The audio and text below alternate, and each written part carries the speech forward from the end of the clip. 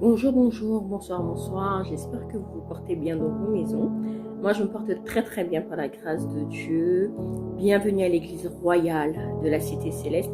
Moi, je me présente encore. Je suis la prophétesse Bardelium-Si. Je viens vers vous aujourd'hui pour faire passer un message. J'ai deux messages à faire passer. Le premier message va concerner le corps du Christ. Va concerner l'église. Le deuxième message va concerner les hommes de Dieu ou les femmes de Dieu et les chrétiens, les enfants de Dieu. D'accord? Donc, dans mon premier message, en fait, j'étais en train de me reposer. C'était pas la nuit quand je dormais, mais c'était en journée. Donc, je me reposais et pendant que je me reposais, j'entends la voix de Dieu de manière audible. Dieu me parle de différentes manières. Il me parle de différentes manières, par des songes, par des visions dans mon esprit, par des révélations et autres. Mais Dieu me parle vraiment de différentes manières. Et ce jour-là, le Seigneur s'est choisi de me parler de manière audible. Et c'est très très rare que Dieu me parle de manière audible. En fait, c'est pas la manière habituelle que Dieu a l'habitude de me parler. Voilà, la manière habituelle que Dieu a l'habitude de me parler, c'est autre. D'accord, que ce soit les visions, les songes, les révélations. Mais là, vraiment, la manière audible, c'est très rare. Et du coup, j'entends la voix de Dieu. Et le Seigneur dit dans cette voix, continuez à faire des choses qui ne me plaisent pas. Continuez à faire le péché. En fait, c'était voilà, quelque chose comme ça. Et quand le Seigneur disait continuez, c'est pas le continuer, genre le continuer qui vous encourage. Non, c'était le continuer qui vous dit, allez-y, continuez à pécher, voyons, continuez à faire ces choses, continuez, hein. C'est comme quand un parent, il dit à son fils, continue, dis donc, continue à faire cette chose-là. Mais quand le parent, il dit continue, il n'est pas content en fait. Il ne veut pas que son enfant fasse ces choses-là. D'accord? Il ne veut pas. Et je vais vous donner un verset qui va appuyer ce que je suis en train de dire. Voilà. Apocalypse chapitre 22 au verset 11. Le Seigneur il nous dit ici que celui qui est injuste soit encore injuste. Que celui qui est souillé se souille encore. Et que le juste pratique encore la justice. Et que celui qui est saint se sanctifie encore. Donc, en fait, par rapport à la voix audible que j'ai entendue de Dieu, le Seigneur m'a donné un verset pour que je m'appuie dessus, pour que je comprenne ce qu'il a voulu me dire. Parce que vous savez, quand vous entendez la voix de Dieu ou quand Dieu vous parle, des fois vous pouvez ne pas comprendre ce qu'il essaie de dire. Mais là, ce qui est bien, c'est que le Saint-Esprit aussi m'a donné ce verset. En règle générale, quand Dieu il voit que je ne comprends pas, il fait en sorte que je comprenne la chose. D'accord? Donc il m'a donné Apocalypse chapitre 22, verset 11. Et dans ce verset, en fait, le Seigneur n'est pas content du tout. Lorsqu'il dit que celui qui est injuste soit encore injuste, non. En fait, c'est comme si qu'il disait, en fait, repentez-vous, quoi. Repentez-vous. Et par contre, ceux qui sont saints, qui continuent à se sanctifier. Et ceux qui pratiquent, et que le juste pratique encore la justice. Donc, ceux qui font le bien, continuent à faire le bien. Ceux qui sont dans la sainteté, continuent à demeurer dans la sainteté. Ceux qui sont dans la sanctification, continuent à demeurer dans la sanctification. Ceux qui sont dans l'obéissance et la crainte de Dieu, continuent à obéir, à être dans l'obéissance et dans la crainte de Dieu. Mais en revanche, ceux qui sont dans le péché et dans toutes ces choses qui ne plaisent pas à Dieu, le Seigneur, en fait, il n'est pas content. Même s'il dit continuer, il ne dit pas continuer parce qu'il veut que vous puissiez continuer, en fait. Il dit ça pour vous interpeller, pour relever votre conscience, pour réveiller votre conscience, de vous dire, mais attendez, vous êtes en train d'emprunter quel chemin là, en fait? Qu'est-ce que vous êtes en train de faire? Le Seigneur demande la repentance dans le corps du Christ, la repentance chez les chrétiens, la repentance chez les hommes de Dieu. D'accord? Donc, voilà pour ce message-là. Le deuxième message, il se trouve dans Matthieu, chapitre 7, verset 13-14. Et on connaît ce verset. Le Seigneur nous dit, entrez par la porte étroite, car large est la porte spacieuse et le chemin qui mène à la perdition. Il y en a beaucoup qui entrent par là. Au verset 14, il dit, mais étroite est la porte, resserré le chemin qui mène à la vie, il y en a peu qui les trouvent. Le Seigneur, il dit, mais comment vous avez commencé par la porte étroite, par le chemin resserré, hein? Et ensuite, maintenant, vous basculez de l'autre côté. Et c'est ce que le Seigneur il est en train de dire à certains hommes de Dieu. Vous avez bien commencé, hein? Mais pourquoi vous avez changé de chemin en fait? Qui vous a dit de changer de chemin? Qui vous a menti? Qui vous a menti? Hein? Soit vous servez le Seigneur, soit vous servez maman. Mais vous ne pouvez pas servir Dieu et maman en même temps. Soit vous aimez plus l'argent que Jésus, soit vous aimez Jésus plus que l'argent. Hein? Vous savez, vous pouvez être riche et vous pouvez avoir l'argent et servir le Seigneur. Alléluia, on en voit dans des exemples bibliques. Il y a beaucoup d'hommes de Dieu qui étaient riches. Hein? Beaucoup d'hommes de Dieu étaient riches. Donc pourquoi aujourd'hui, au XXIe siècle, certains hommes de Dieu ne peuvent pas servir le Seigneur et en même temps être riches? Pourquoi? Pourquoi certaines personnes se disent, ah, ils ont la beauté, ils ont des grâces, mais ils sont dans les compromis. Pourquoi? Le Seigneur interpelle. Revenez à votre premier amour. Vous passez par la porte étroite et vous passez par le chemin resserré. Maintenant, votre porte, elle est large, elle est spacieuse. C'est quoi le problème, au fait? Hein? Mais qui vous a menti, en fait? Qui vous a dit que c'est l'argent qui fait le bonheur? Qui vous a dit que parce que vous avez beaucoup d'argent, donc vous devez abandonner le Seigneur? Qui vous a dit ça? Qui vous a menti? Vous ne savez pas que l'adversaire est un menteur? L'adversaire est un menteur. L'adversaire, il ment comme il respire. Attention, revenez au Seigneur. Le Seigneur revient bientôt. Revenez au Seigneur. Pourquoi vous avez choisi ce chemin large et spacieux qui mène à la perdition? Hein? Revenez, rechoisissez le chemin qui mène à la vie. Hein? Les hommes de Dieu qui se sont égarés, pourquoi vous avez emprunté un autre chemin? Qui vous a dit d'emprunter un autre chemin en fait? Le Seigneur, il vous a positionné sur son chemin au début. Et pourquoi vous avez fait comme ça? Pourquoi vous avez dévié? Pourquoi? Qu'est-ce qui s'est passé entre-temps? Qu'est-ce qui s'est passé entre-temps? Jésus ne vous a pas abandonné à ce que je sache. Parce qu'il a dit dans Jean 3,16, Dieu a tant aimé le monde qu'il a donné son Fils afin que quiconque croit en lui ne périsse pas, mais qu'il ait la vie éternelle. Donc ce n'est pas Jésus qui vous a abandonné. C'est vous qui avez abandonné Jésus-Christ. C'est vous qui avez abandonné Jésus-Christ. Jésus-Christ, homme de Dieu, femme de Dieu, ne vous a jamais abandonné.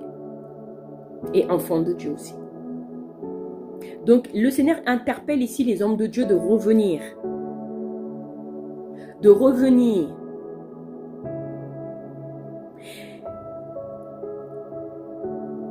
Dieu m'avait montré un songe par rapport à un homme de Dieu. Cet homme de Dieu, Dieu voulait lui donner de nouveaux vêtements. Et cet homme de Dieu a refusé ces nouveaux vêtements. Il les a jetés par terre.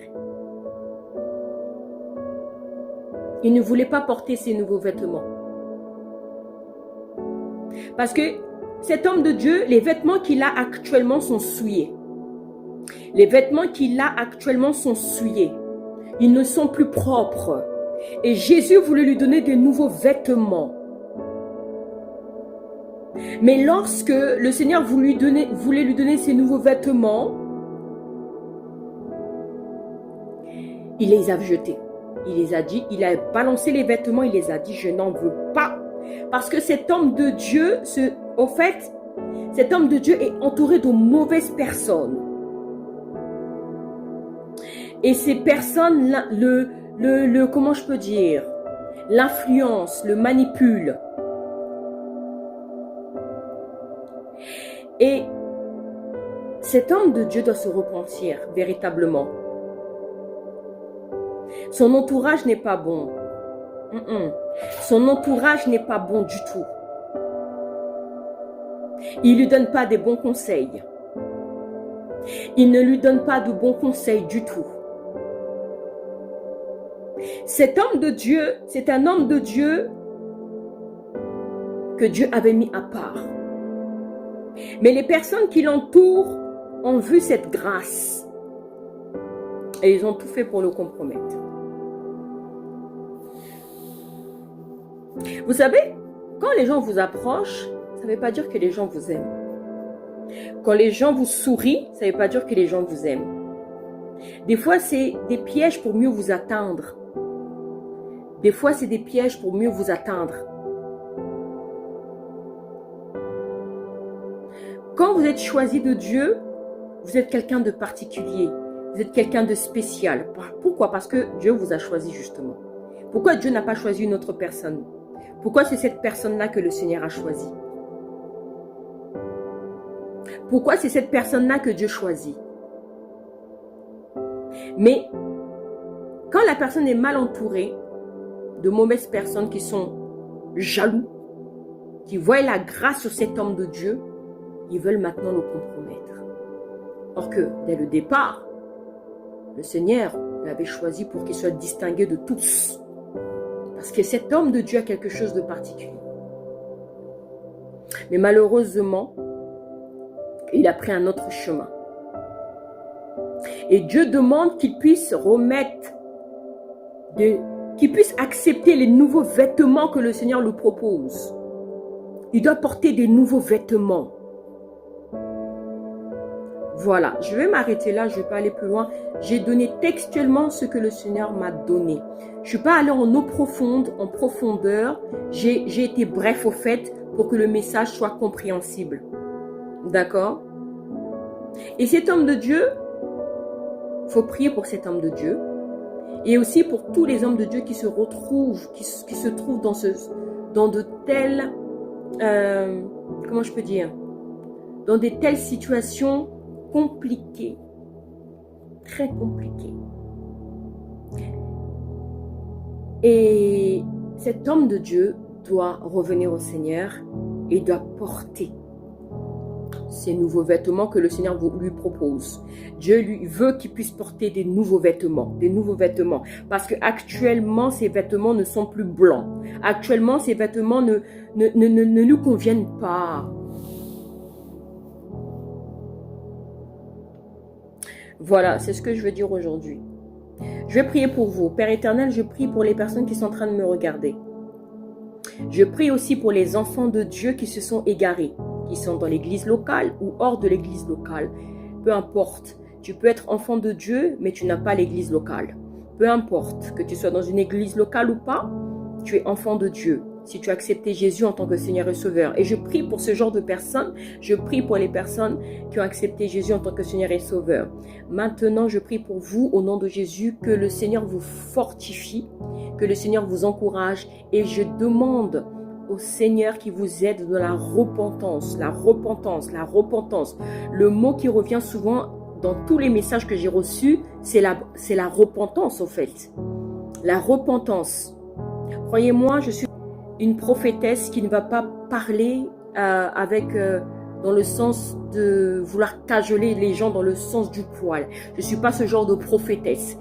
Qu'on m'aime, qu'on ne m'aime pas, je suis plutôt le genre de prophétesse qui va vous dire la vérité justement pour que vous puissiez être sauvés. Je ne suis pas le genre de prophétesse qui se laisse intimider, manipuler, façonner à l'image de la personne. Non, je ne suis pas ce genre de prophétesse.